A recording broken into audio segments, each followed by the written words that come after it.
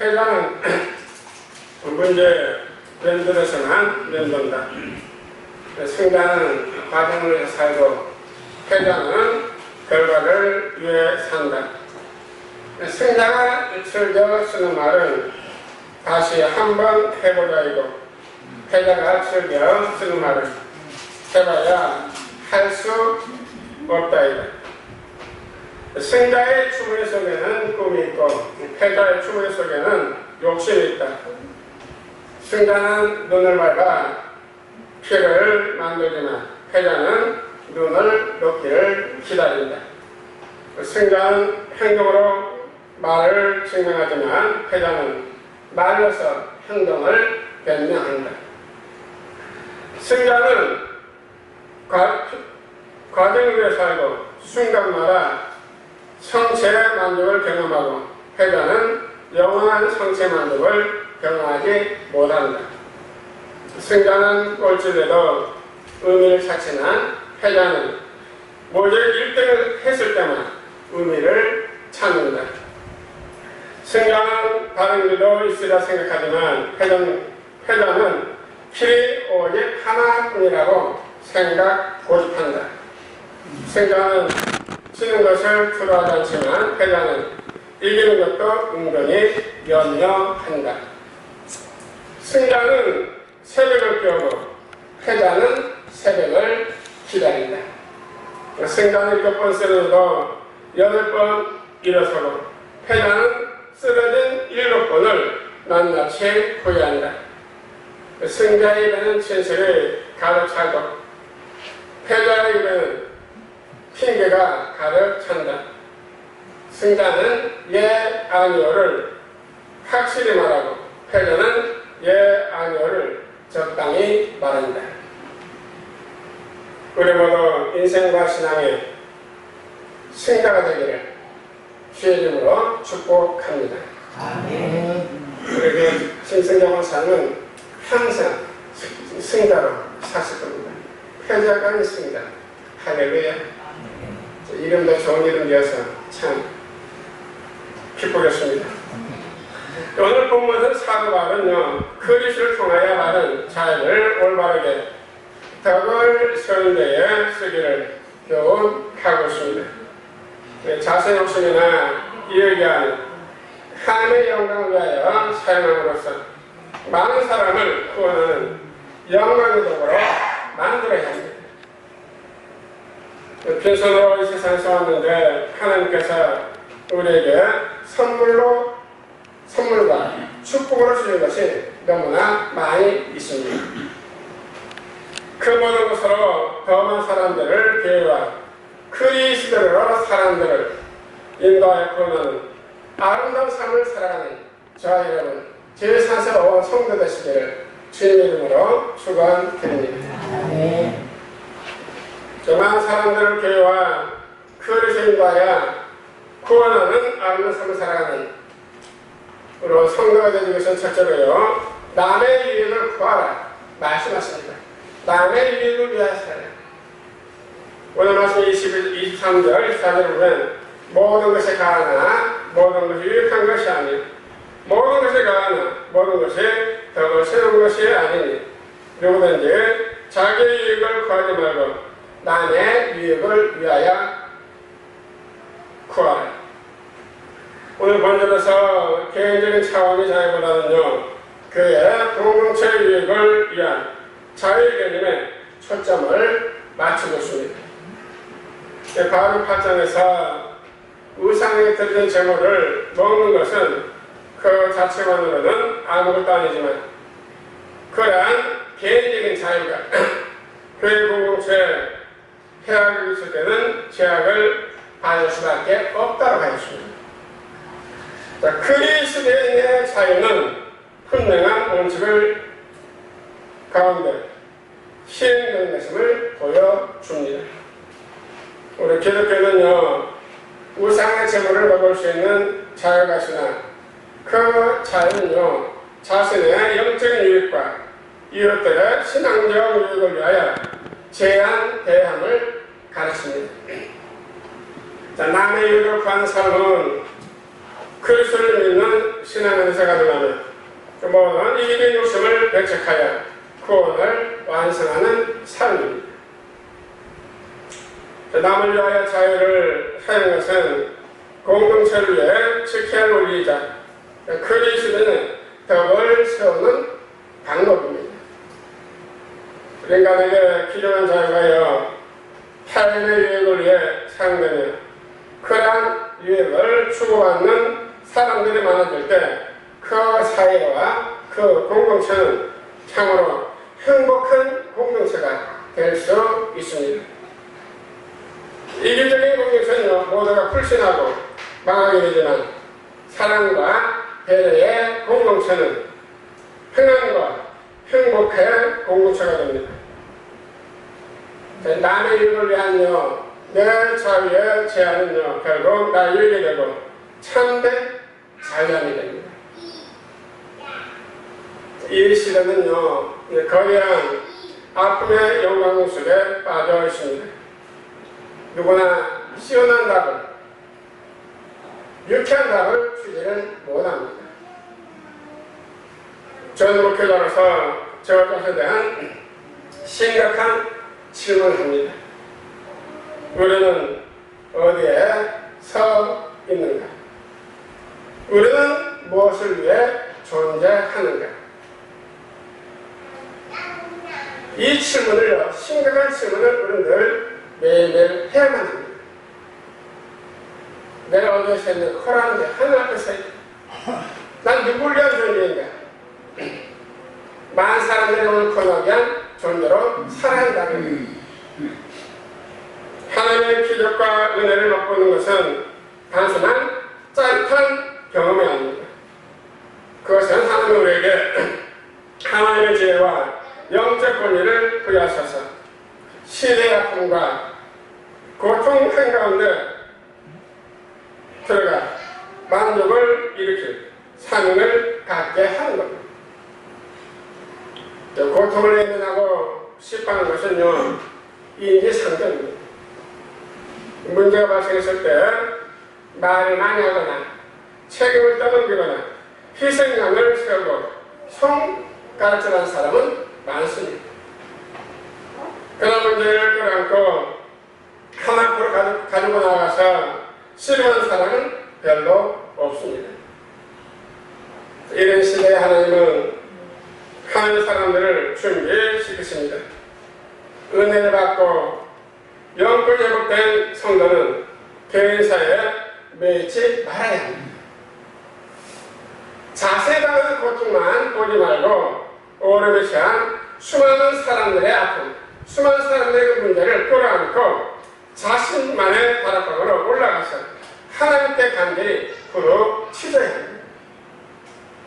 기도로 승부를 걸며 하나님의 지혜를 가지고 문제를 해결하는 사람이 이 시대의 리더입니다. 한국교회를 피난한 것을 읽으며 카타르시스를 느끼는 사람도 있을 것입니다. 그런 지금 깊은 침묵 속에서 하나님의 마음과 하나님의 지혜를 경배하고 이 나라를 다시 살려내고자 하는 하나님의 사람이 필요한 때입니다. 내 자유와 유익과 권리와 행복의 추구가 남에게 상처가 되고 시험이 되는 것은 성경적이지 않고 하나님이 기뻐하시지 않습니다. 상처와 시험에는 반드시 내 차례도 있습니다. 우리의 권가자는 예수 그리스도의 엄청난 대가로 말미암아 거저받은 선물입니다. 우리의 자유와 구원을 거저 다른 사람에게 주어야 합니다. 사업이나 장사라며 주는 것은 은혜와 선물이 아닙니다. 영적인 은혜를 잘 유통해야 하고 흘러가도록 해야 합니다. 이것이 복이고 복으로 살아가는 겁니다. 남의 일을 위해서 살면 하나님께서 나의 유익을 반드시 더 풍성하게 하십니다. 하나님은 꼭 하십니다. 그래 아니하실지라도 우리는 남의 유익을 살아가는 거룩한 존재가 되어야 합니다. 남의 유익을 구하는 삶으로 더 많은 사랑을 구하는 우리 모두 되시기를 주의 이름으로 축원합니다. 두 번째로 더 많은 사람들을 교회와 그리스도를 인도하여 구원하는 아름다운 삶을 살아가는 성도가 되신 두 번째, 하나님의 영광을 위하여 말씀하십니다. 하나님의 영광을 위하여 살라. 오늘 말씀 31절에 그런 저희가 먹든지 마시든지 무엇을 하든 다 하나님의 영광을 위하여 하라고 했습니다. 이제 바울은 우상의 제물이라고 하는 그 문제에서 한 걸음 더 나아가서 결론적인 권면을 하고 있습니다. 31절에서 제시하는 하나님의 영광은 그리스도의 전반적인 삶을 실현하는 기본 원리입니다.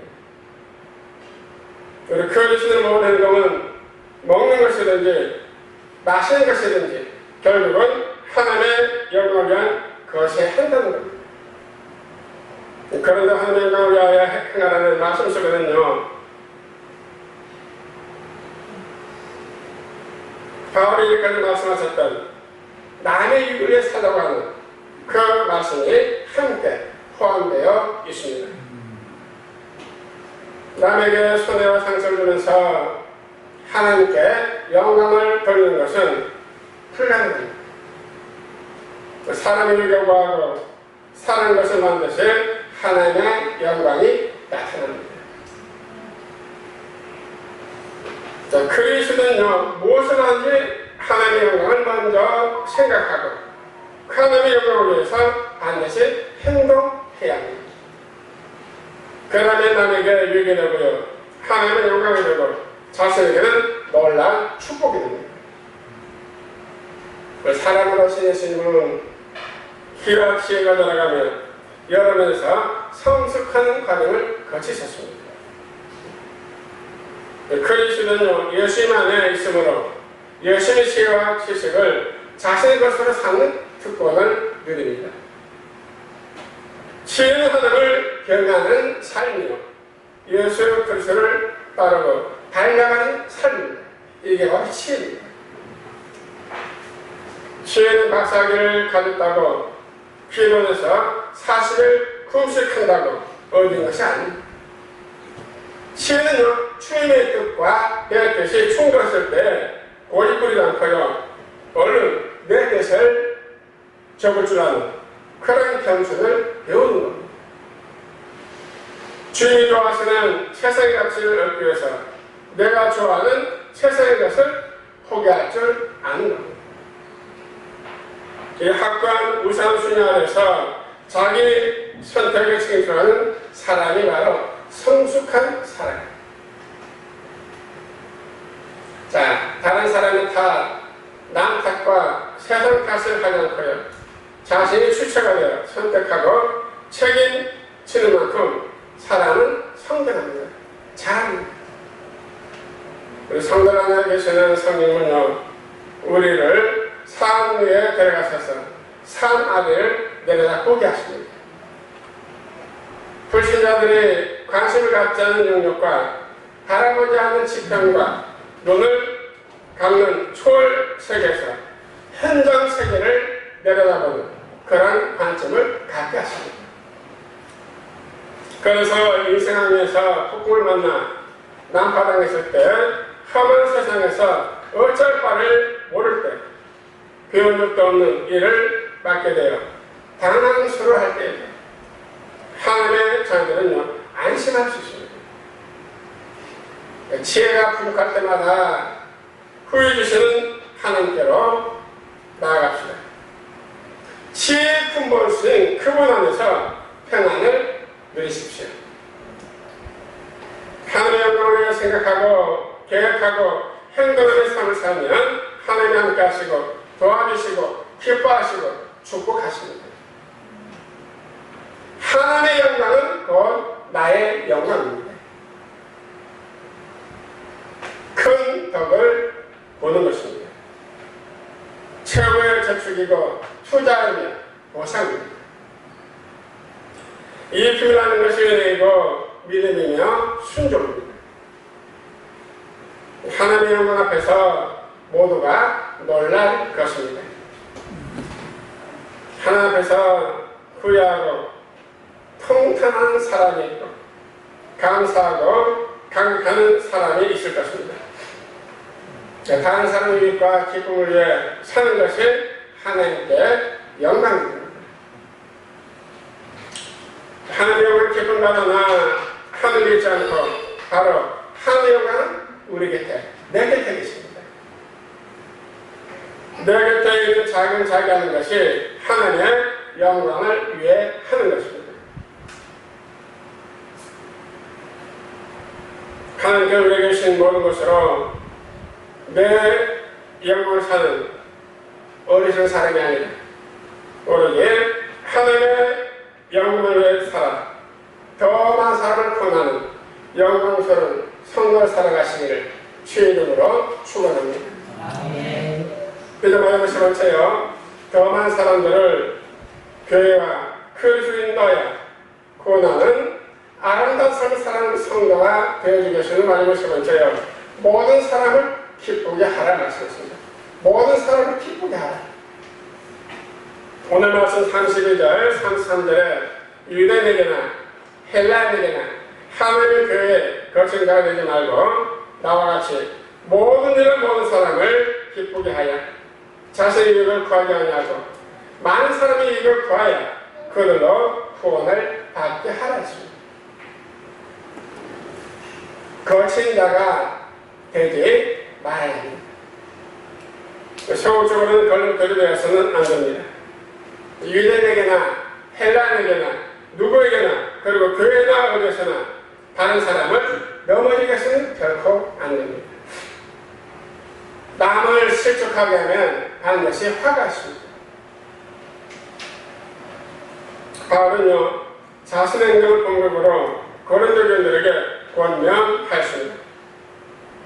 그 다른 사람을 기쁘게 하기 위하여 스스로를 다른 사람들의 환경에 적응시켰습니다.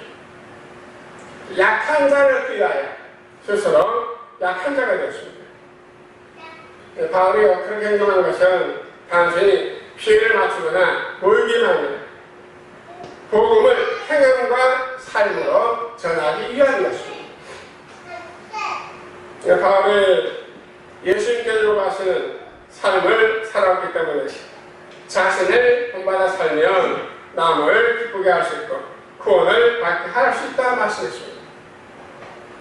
자랑이 아닌 바른 생활을 안내하는 겁니다.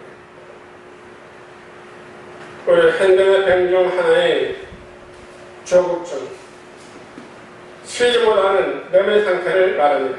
이 조국증은요, 쉬지 못한 내면 상태를 말합니다.